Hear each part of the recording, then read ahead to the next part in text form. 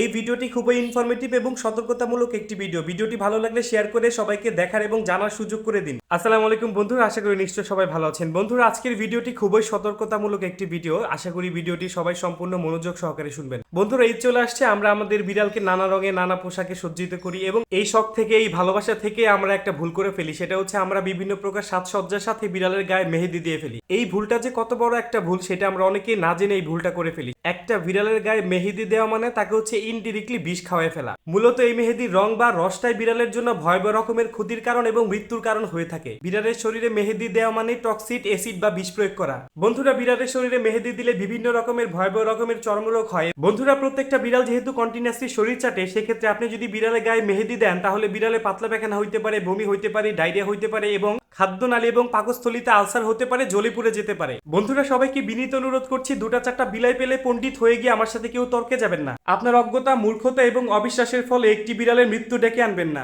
বন্ধুরা, যারা যারা বিড়াল পালে তাদের প্রত্যেককে ভিডিওটি শেয়ার করে সতর্ক করে দিন। আপনি নিজে সতর্ক হন এবং আশেপাশে সবাইকে সতর্ক করুন। সবাই ভালো থাকবেন, সুস্থ থাকবেন, সবার জন্য শুভকামনা।